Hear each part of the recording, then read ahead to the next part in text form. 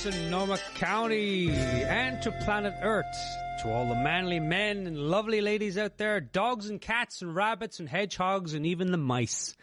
Hello, you're listening to the Celtic Coach radio show, where science, spirituality and self-discovery meet. And if you didn't know, it's Friday. We're here every Friday from 1 to 3. Content of our shows from 1:30 to 2:30, and between 1 and 1:30 and 2:30 and 3 we have Irish and the best of the 80s. So welcome everyone. KOWS LP 92.5 Occidental, California. We're also streaming here on the World Wide Web at KOWS.FM. F for Frank and M for Matilda. Sound effects are included in this show because we're a professional show. All right, let's jump in. We got a great show for you today. Do you have preferences? I was going to say, are you the kind of person, but that's rubbish. It's not correct. Being a professional coach, and also I'm a trainer of life coaches, I watch my language. Are you something? We're not. We are a infinite spark of potential possibilities and opportunities. We are an infinite spark of the divine. We are a child of the cosmos. We are infinite potential in form. We are consciousness and thought in form. Everything past that is just our thinking, our habits, and our beliefs, judgments, opinions, perspectives, and all that stuff.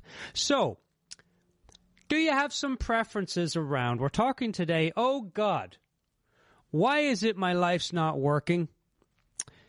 We're going to be talking today about getting ahead in life. We're going to be talking about where do your experience come from, and this idea of do what you love, love what you do, and 3 simple ways to move past blocks. Now, do you have preferences around getting ahead in life? Do you have preferences in terms of things that are slowing you down? Do you have preferences? Do you like when life is going well, and do you not like when life is not going well? And how do you know the difference? This and a lot more we're going to talk about today. All right, let's start. Let's just jump in. So, to get ahead in life. Now, this is probably one of my most favorite things that I am talking about. I've been talking about it all week on LinkedIn and Facebook page. And you can go to LinkedIn or Facebook, Dermot Butterly, or just type in the Celtic Coach and find me in there. Connect. It's all good. And I won't be selling you anything. I just share a video, cup of tea and a question Monday through Friday. And it's for you to perspire, but to think about, to perspect on, to create a new perspective around. I don't find LinkedIn or Facebook, I don't use it as a marketing tool to get clients. I got more than enough clients. What I've found is having conversations, this is for all the coaches out there, having conversations with people, human to human, and inviting people into conversations will build your business quicker than LinkedIn and Facebook and all of those things. Although they're all fine, they're good for stuff, but I don't use them for acquiring clients. But I love being on it, just sharing information. I hope it's helpful. All right, we are going to be talking about how to get ahead in life. Now, I was talking about this on LinkedIn the whole week. I hired a new coach. I've had a coach for years now. I hired a new coach about 6 months ago. The wonderful and the wacky and the weird at times, but a solid lad. I hired Steve Chandler as my coach. And one of the things that he was training me on and sharing with me is this idea of, Dermot, if you want to get ahead in life, you got to slow down. Now, I really took that on because for most of my life, I'm the type of person, if it's going to be done, it's got to be done by me. If it's up to me, it's got to be done by me, right? If it's to be, it's up to me. And to get ahead in life, you got to push, you got to sweat, you got to swagger, you got to move, you got to get yourself motivated, you got to get into it, get through it. not really knowing that life is more about getting into stuff. But most of us in life are trying to get through life. We're trying to get through the day. We're trying to get through our projects. We're trying to get through work. We're trying to get through our relationships. We're trying to get through the pain and suffering we're feeling, whatever it might be in the moment. As opposed to getting into it and allowing ourselves to feel it, allow ourselves to experience, allow ourselves to be in it, allow ourselves to be part of it. Instead, we try to push everything away. I don't want to feel that. I don't want to have that. You know what we've done? Here's what we've done. Now, this is crazy. I mean, it's crazy with a capital C. Here's what we've done, everyone. Let me take a swig of tea, because this could be big. It could be life-changing. So listen closely. I'm only going to say it once, because I'll forget it as soon as I've said it. Here's what we do, everyone. Now, this is kind of funny, but it's true.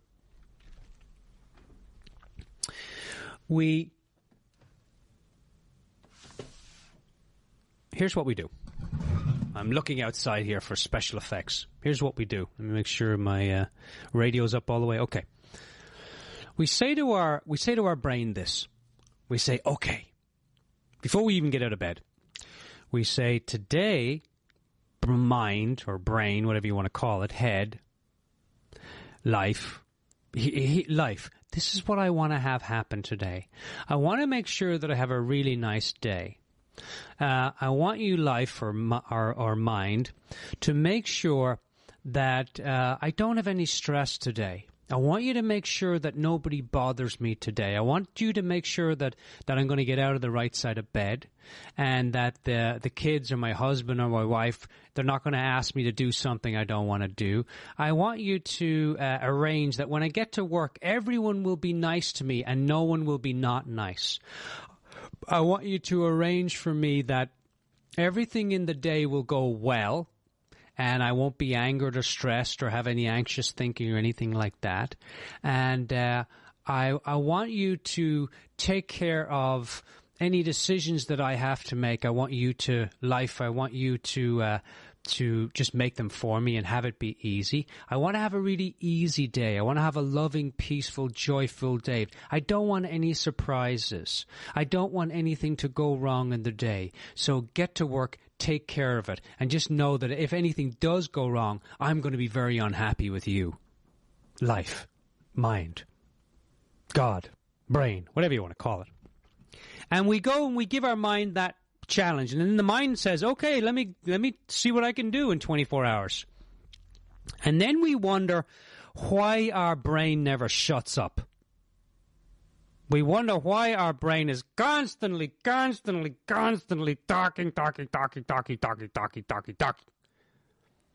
It's because we've given it an impossible task that it absolutely cannot do. And then we say to ourselves, oh God, why is my life not working? Why do things not work out for me? Why is life against me? Why is it always bad things happen to me? Now, I'm making a point, and I'm joking, but I'm also serious and respectful. Everyone's going through suffering at some point. Nothing wrong with suffering. The challenge is that we think suffering is bad. We think pain is bad. It's like we love surprises. Yeah, we love surprises. Surprises are the things that you appreciate and love. Problems are the things that you don't like. So it's funny, we don't call problems surprises. We just call them surprises we don't like. We call those problems. And the surprises we do like, we call them gifts and surprises.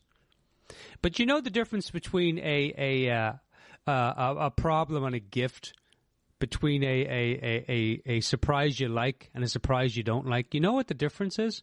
A thought. That's it. The bridge between a problem and a gift is a thought.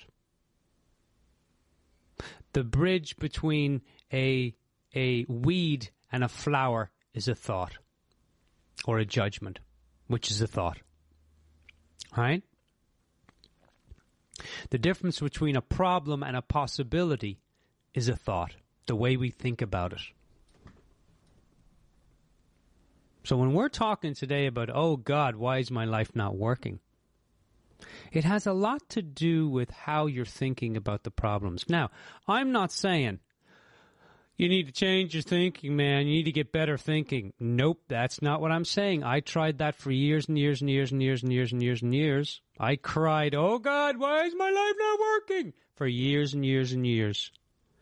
And then I started working my life. I started developing myself. I started taking classes. I started doing things that helped my body, like yoga and meditation. And I quit smoking, and I quit drinking, and I quit all the drugs. And I started doing things that helped my body. And lo and behold, my life got better. When I was smoking and drinking and doing drugs and all that stuff, I used to think, why is my life so crappy? It never dawned on me that it might have something to do with smoking and drinking and drugs and not eating well. That was like a shock. Why is my life not working? Life doesn't work unless you work it. Life doesn't work unless you're more flexible. Life doesn't work unless you slow down to the speed of life, as opposed to trying to live at the speed of your thinking. Let me say that again, because that's mind-blowing, Dermot. That's really profound. Gosh, you're so intelligent and mind-blowing. Well, it's something that I've seen in my own life. You see, for many, many years, I think that's the original thought I had back when I was talking at the start of the show. But who knows? I could be totally wrong. I was talking about my 20s and 30s. I revved, well, we have 20s, teenage 20s, and which is what 20s are for revving up and going crazy. But in my 30s, revving myself up to do the things that I didn't want to do, revving myself up to try and live at the speed of my thinking, it didn't work, and I got burnt out. And life knocked on the door and said, Dermot, what you're doing, buddy, is not working. You're going to have to start doing things differently. Which is, pain is a great motivator, by the way. I think pain is our biggest teacher. I really do. You know, I wish it was love that was our biggest teacher. But for some darn reason, I seem to choose pain over love to learn. I don't know why. I don't know why. It's like love seems such an easy option. It seems like the correct thing to do for me. But for some reason, I find pain and suffering to be a bigger learning tool in my life. Now, I don't know if I consciously choose that or if I'm just doing things that cause pain and suffering in my life, but it's very fascinating. And I think a lot of us operate that way. You know, it's more about the pain and suffering. Well, I just got to push through. I just got to get through this. I just got to keep going. I operated that way for 30 years of my life. Since I was a sperm or a glint in me daddy's eye, I reckon I operated that way. I reckon I was the reason I came out was because I was the quickest sperm. I was pushing my way through. I was gonna get there. There's no question. All those other sperms, you guys are not gonna get back there. Yeah, I got this. I'm going through. I'm pushing through. I'm going all the way. Don't try and stop me. Right? Now, there is a certain amount of pushing in life that needs to happen. When you're having a baby, that's a good time to push. When your car's broken down, you're trying to get it off the side of the road, that's a good time to push. When you got a flat tire on your bicycle, good time to push. When you're sitting in the bathroom, never mind, I wasn't going to go there. All right? So there are times when you got to push through things. But most of us, we push through everything. We push through our day. We push through our morning. We push through conversations. We push through relationships. We're going. To get ahead in life, Dermot, I've got to be ahead of life. I've got to rev up and stay at the speed of my thinking and not the speed of life. Now, the revelation that I have had around this from my coach and just from the work that I've done over the years is that the best way to get ahead is to slow down. I'll give you an example. I started, I hired Steve Chandler about 6 months ago. And He said to me, slow down, Dermot. He said, most coaches are trying to get ahead of the game, which is not possible. You can't even get ahead of your thinking. How in the heck do you think you're going to get ahead of the game? Whatever game that is. I don't even know what the hell the game is. Right? It's some unwinnable game that people have made up that I've never met. And they say, well, just stay ahead of the game, Dermot. You'll do well. I'm like, where's the game? How do I stay ahead of something I don't even see, feel, hear, know exists? It's an unwinnable game. It's like the task we've given our mind to make sure that everything goes our way during the day. And I started really looking at this slow down. So now, for all the coaches listening out there, I know there's quite a few. Hello to you all, my dears. You want to build a big coaching practice? You want to build a better business? Not just for coaches. Let's just take this for anyone with a business. You want to build a successful business? I don't care what it is. From entrepreneurship to solarpreneurship to working for a company, whatever it might be. Slow down. On Mondays now, I sit with a cup of tea, and I think to myself, who do I want to work with? Who would be great to coach? Who would be great to do some trainings for?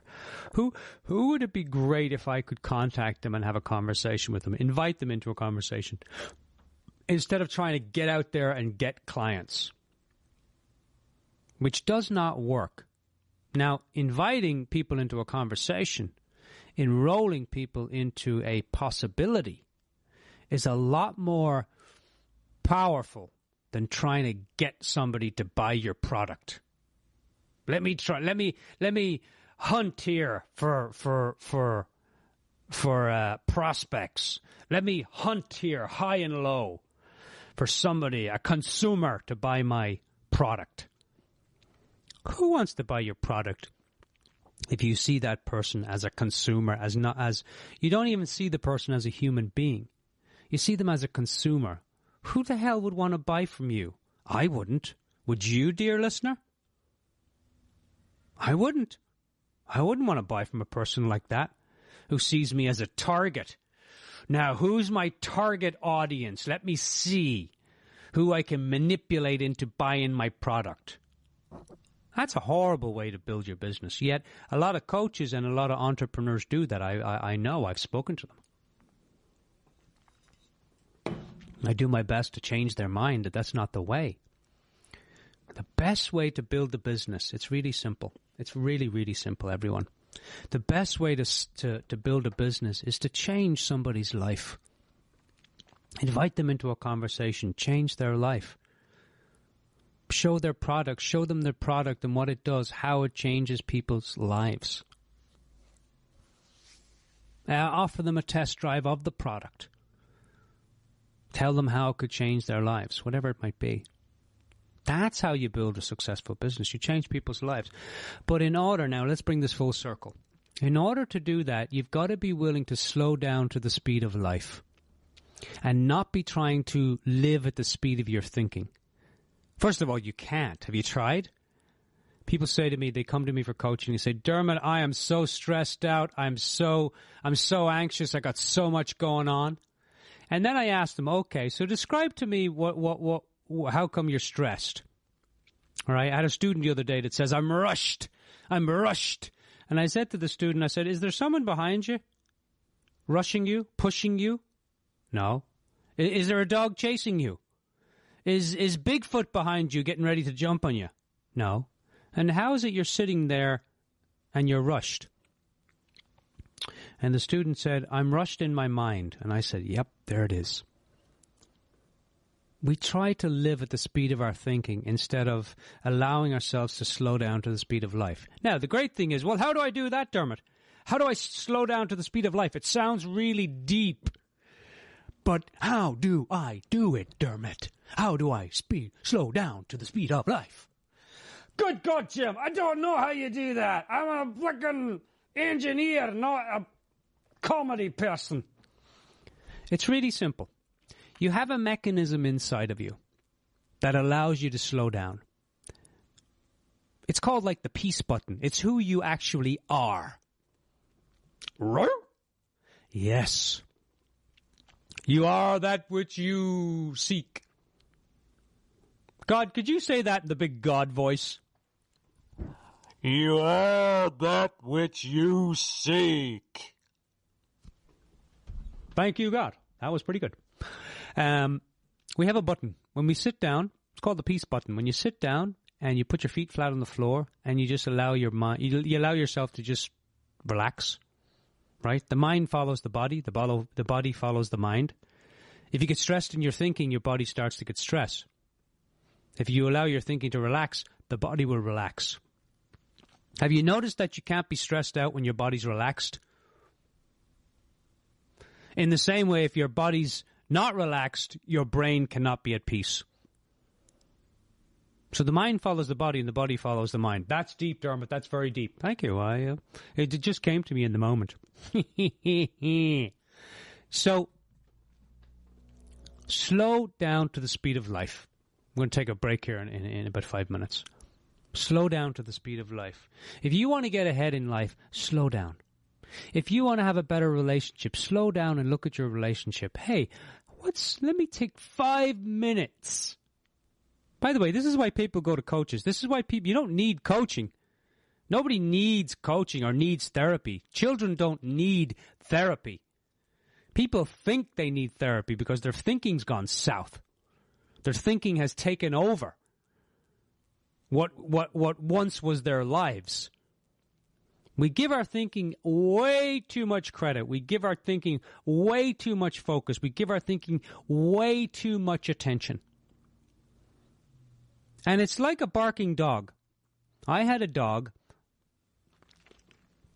In fact, I've had many dogs. But there was a neighbor's dog was out the window. And he must have heard me in the shower. And he was barking at the window. And I started barking at him out of the shower. And we were barking at each other. It was a bark fest between the shower and the fence. And I was barking at him. He was barking at me. And we did this for about 5 minutes. And then I realized, maybe this is not working. And I stopped saying anything. And within a minute, the dog walked away. And yet that's what we try to do with our thinking. We bark at our thinking. Be quiet, thinking. Stop thinking. Stop thinking. Stop obsessing about stuff. You're crazy in there. Right? We got one brain, but there's many voices in there. Many voices. So what to do, Dermot? How do I slow down, Dermot? Well, I'm glad you asked. Whoever you might be. When we sit down, we got a button. And when we just allow ourselves to land the plane, we're constantly flying around. And that's why I say therapy is great, because it gives you a place to sit down. Now, people in therapy sit down and they rev their thinking up. And so they're just sharing more of the same problem. Not always, but I found that was my experience. I used to rev myself up. Go back to the past, go into the future, go into the moment, all that stuff. But you could go out, Michael Neal calls this the lamppost coaching, where you could go every day to a lamppost and talk to a lamppost. And your life would get better just from simply sharing your dreams, your hopes, your desires, things that you want to do. If you just share it with a lamppost. Now, we as coaches, we got a few tricks underneath our, not tricks, we're skilled at listening. We're skilled at asking questions. And that's very powerful for helping people.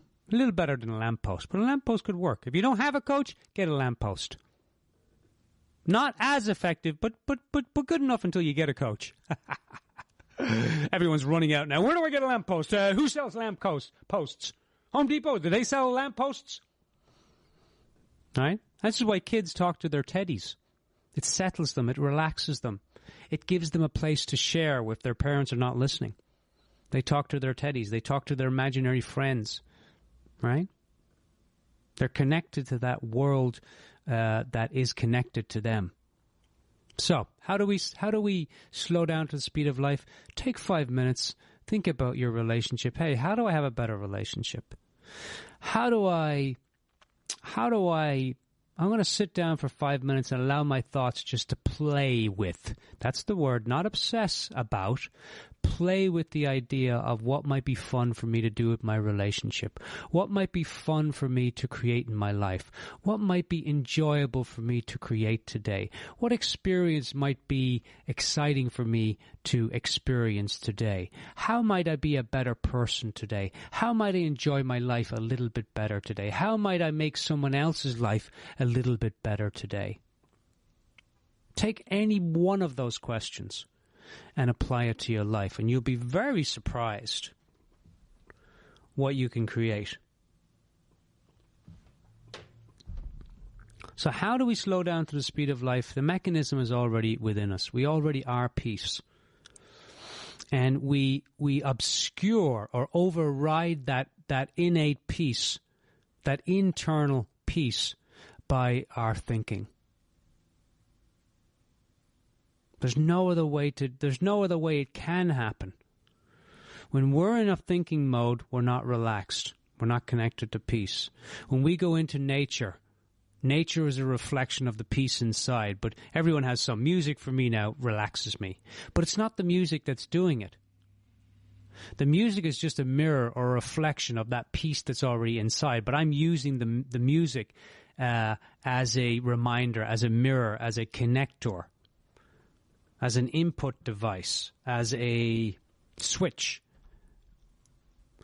to allow me or help me to relax. But you don't need any of that. If you just sit on the couch and just look out the window, your mind and your body will relax. I guarantee it. Your mind and your body will relax. Very powerful. So one simple way to move past your blocks is to just sit down and relax and openly think about, hey, what's getting in the way here? What do I want to create? So here's your question.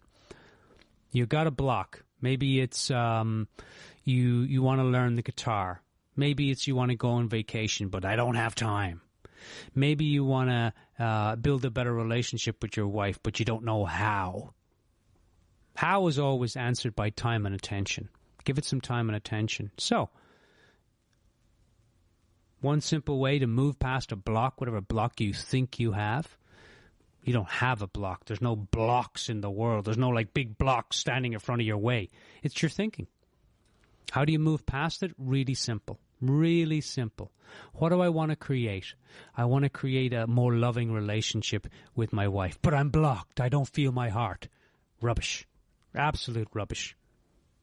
You feel your heart 100% of the time. When you look at a flower, when you hug a baby, when you look at a dog or a puppy or a chicken or a kangaroo or the sun, just not in the day at 12 o'clock because it could blind you.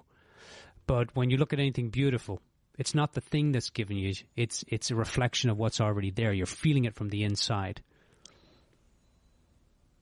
So how do you build a better relationship with your wife or whatever it might be? Ask yourself, what's getting in the way? Oh, my thinking. All right, good to know. Now, what's one thing I can do to create a more loving relationship with my wife? Knowing that my thinking is telling me that I got blocks, I got issues, I got things that are wrong with me, right? I'm broken. Rubbish! Rubbish! You're a child of infinite potential, a spark of the divine, a spiritual being having a human experience. There's nothing broken about you. Your thinking will tell you that you're broken. But trust me, you're not. All right, we'll be right back. You're listening to the Celtic Coach Radio Show, where science, spirituality, and self-discovery meet. Let's put on some happy-go-lucky music. Yes, dance around the room, let the hair down, take off the shirt, drop the socks, whatever you want to do. We'll be right back, everyone. We're going to talk about where does your experience come from, and what is this idea of do what you love and love what you do.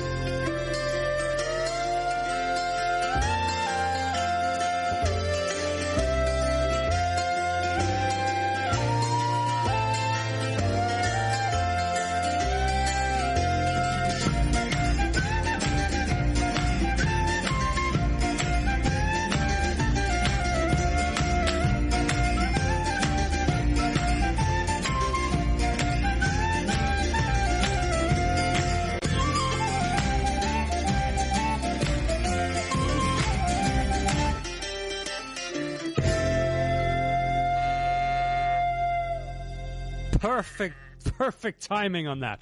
I'll have to use that. I like that. All right. Welcome back, everyone. Listen to the Celtic Coach radio show where science, spirituality, and self-discovery meet. Today we're talking about, oh God, why isn't my life working? Now, we talked a little bit about getting ahead in life. One of the reasons most people's lives don't work is because they're going faster than the speed of life.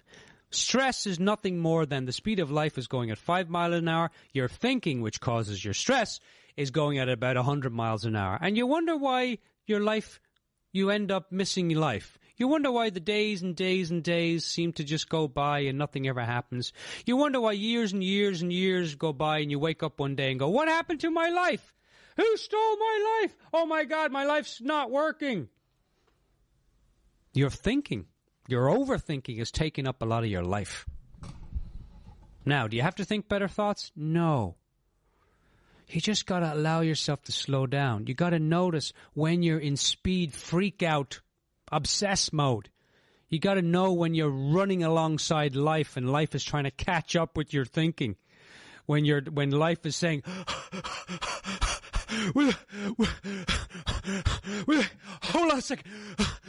Hang on, Dermot. Right?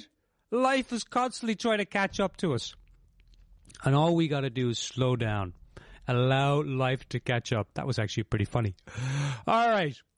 Where does your experience of life come from? If we're talking about, oh my God, why does my life not work? One of the main reasons that your life does not work is because you don't understand. Oh, Dermot, you sound very parental. Yeah, just a little bit. Let me phrase it a different way. When I was in my 20s and early 30s, I thought that life came from the outside. I thought that if I got a new car, I would be happy. And I was for a couple of weeks. And I thought if I got a new girlfriend, I would be happy. And I was for a year or two. And I thought if I got a new job and moved to a different country, that I'd be happy. That it was the country in the problem. It was the car that was the problem. It was the girlfriend that was the problem. It wasn't me or my experience. Right? It was always something outside of myself was always the problem. And I moved, oh my gosh. I left home when I was, 17, 18, went to Dublin. From Dublin, I went to Germany. Around Germany, I went 4 or 5, Frankfurt, Würzburg, a couple of different places in Germany. Then from Germany, I moved to Montana, and then I moved back to Ireland, and then I moved to New York. And from New York, I traveled around the country for a year, and then I moved to Colorado, from Montana back to Ireland, then back to New York, and from New York to Wildwood, New Jersey, from New Jersey then to North Carolina, from North Carolina to Aspen, Colorado, from Aspen, Colorado to LA, and then from LA to, yes, here I am. Santa Rosa, Sebastopol, California, yay. What did you learn in all that, Dermot? Wherever I go, there I am, you know? Wherever I go, there I am. Now, people used to think, oh, if I go to a new place, it'll make it better. But no, you take yourself with you. You take your problems with you. You take your, how you look at the experience of life. You take that with you. Are you sure about that, Dermot? I'm 100% sure about that. Because I've done it 1,000 times over. Wherever I go, my problems seem to follow. It's bizarre. Now, here's the thing, everyone. Where does my experience of life? How does my experience of life get created? Everybody, most people on the planet, and I did too, I thought that if I just change my experience, if I change what I'm doing, if I change what I'm seeing, if I change what I'm hearing, if I change what I'm creating, if I change the people I'm hanging around or the location, that I'd be happier. And it never, ever, ever, ever, ever worked. Just look at consumerism. It's the reason we consume so much. We consume in America here more than half the countries put together. And we're under this false idea, this false assumption, this false belief that if we just acquire more and more and more and more, we'll be happy. Now, the game is up, because most people in the world will say to me, Dermot, that's true. I thought when I had this, I would be happy. I thought when I had that, I would be happy. Now, service is a great way to be happy. Don't get me wrong. Serving other people. You're giving instead of getting. But even past that, it's understanding where your experience comes from. So let me share a little bit about that. We think that our happiness comes from the outside things. I used to think that my happiness, my joy, my peace, my love came from a person, a place, or a thing. And now what I know to be true is that none of those things give me anything. An example, grab a $10 bill or a $5 bill and look at it. Hold it. That $10 bill inherently has nothing in it. There's no value in it. In coaching, we call it a means value, which means it's a means to an end. People say to me in coaching all the time, Dermot, I want to make $1 million this year, and I'm going to be happy. And I say, well, okay, what's the $1 million going to give you? Oh, it's going to give me peace of mind. It's like, nope, it will not. You'll put that $1 million away, and then you'll be fretting every day, if you lose it. Or you might lose it, or someone might take it, or you might spend it all. Right? There's always a goal behind the goal. There's always there's always a value behind that. It's a means to an end. Money is a means to an end. Most people will not say, why do you want money? They'll say, because I love money and I just love having money. What does it do for you? Nothing. I just love having it.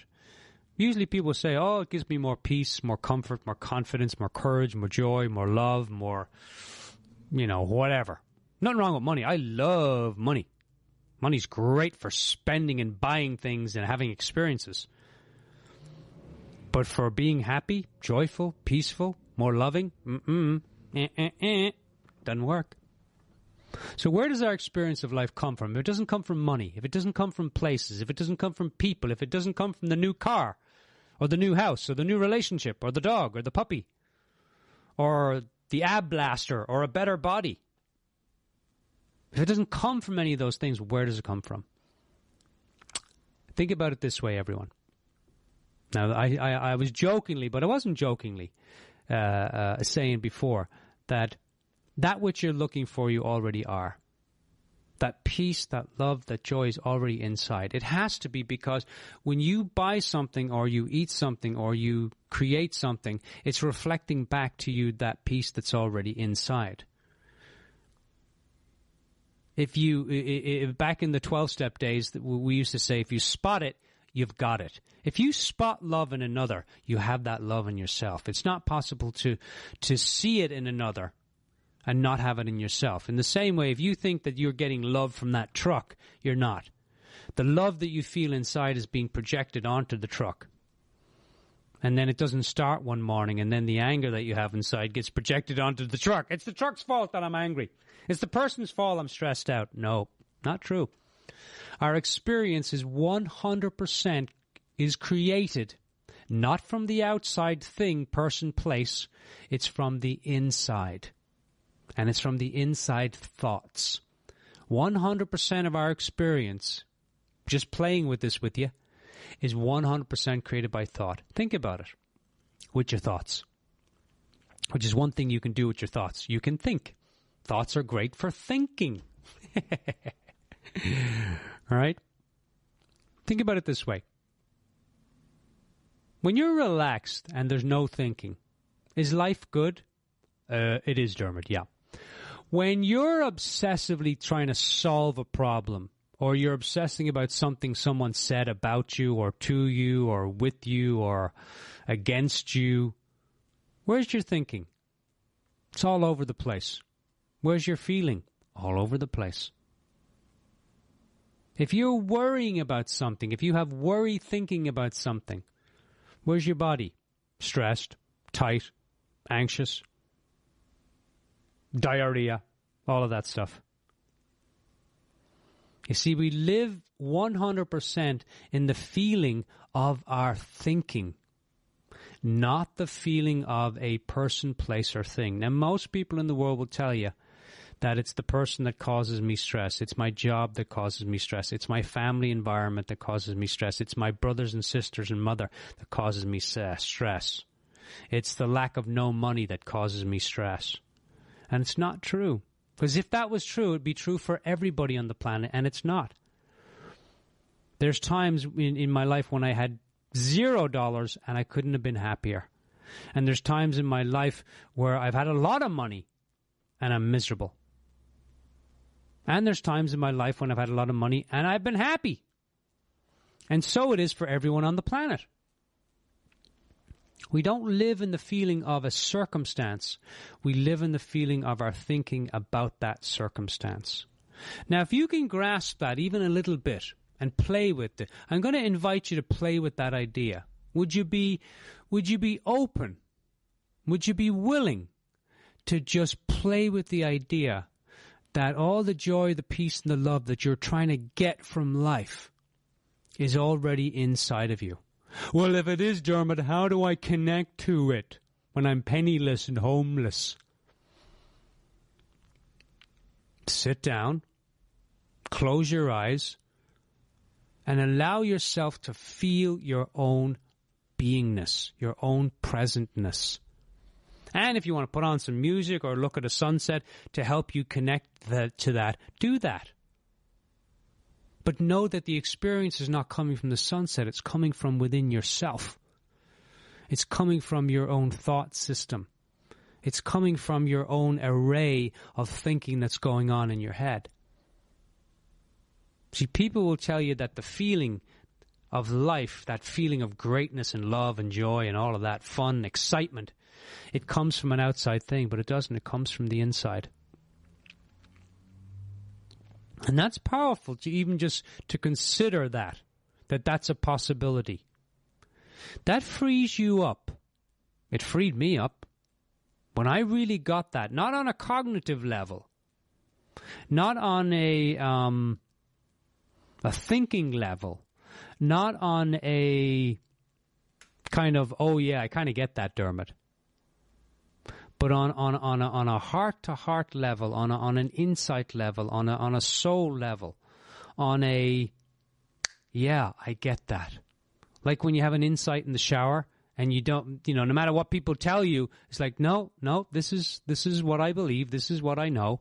I've had an insight, I've had an experience around that. If you could be open just to play with that idea, that the feeling that you're looking for from life will never come from life. Just look at all the people in Hollywood who are miserable. It comes from the inside out, not from the outside world in. That's powerful, everyone. That's really powerful. So another simple way to move past a block that you might have is to realize that in that moment, you've got temporary insanity. You've realized that you're full of BS. Your thinking is telling you that you have a problem. Your thinking is telling you have a block. Writer's block. I had a client that came to me, writer, and he says, I got writer's block. Can't write anymore. I said, really? I said, when you were writing, how did you feel? Oh, I felt great, Dermot. I was so relaxed. I loved it. It was enjoyable. I was writing every day. And I said, how come you're not writing now? What's different? Well, the publisher has put a time limit on, and now he's given me a big check, and now I've got to perform. And now instead of thinking of writing, I'm thinking about the money that I'm going to lose and the check I'm going to have to give him back if I don't, finish the book on time. And so he went from this love that he was feeling for writing and sharing that into, oh my God, I gotta perform. I gotta get this thing done. And he started focusing on the worry of the money. And of course, he got a block. His thinking created a block. It does for all of us. When you're obsessing about something, trying to solve something with your head, when you're trying to think another thought, to override another thought, doesn't work. When you're trying to think your way out of a problem, doesn't work. But if you sit down for a moment, slow down, and allow yourself to ponder some possibilities.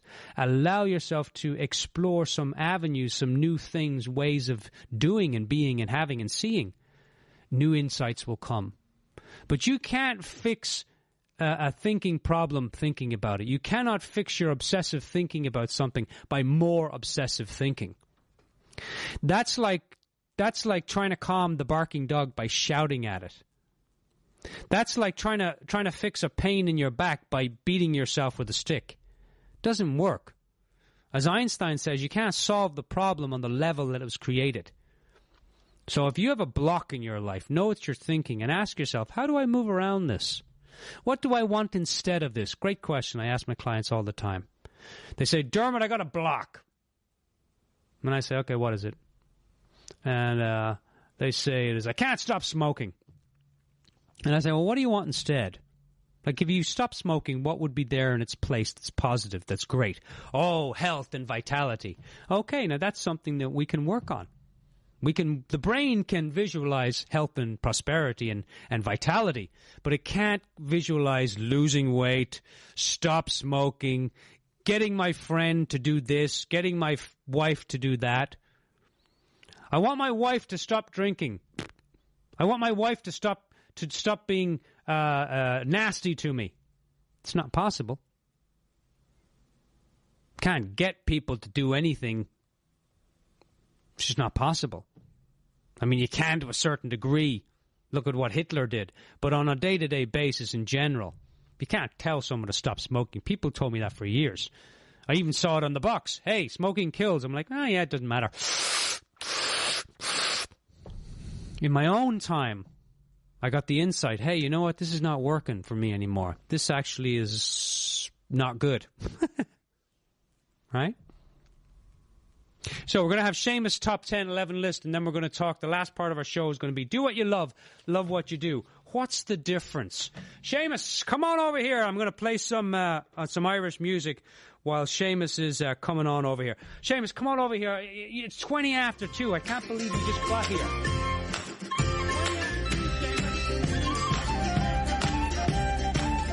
Seamus, I came down here. There was no traffic.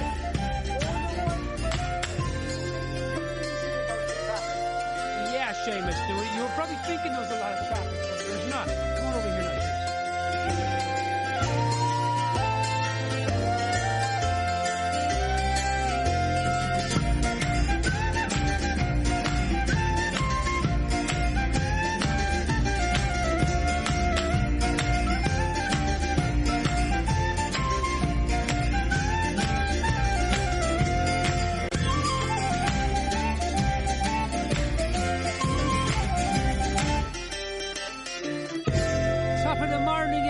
Seamus O'Flaherty here with the top 11 list. Top 11 things you don't need to know about life.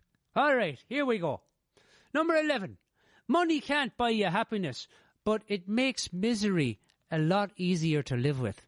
Indeed it does. Number 10. Deja vu is the feeling you've heard this bull before. That was for all the people here at KOWS Radio. Number 9. Nothing in the known universe travels faster. And I do mean faster than a bad check. Number 8, the trouble with doing something right the first time is that nobody appreciates how difficult it really was. Oh, yeah. That's why I usually take out the trash twice. Because if the wife doesn't see me now, I'll take it out again just so she sees me on the second one. And I'll usually heave and I'll hoe and I'll, come in and go, oh, my God, the trash was heavy today. Number 6, clothes. Clothes really do make the man.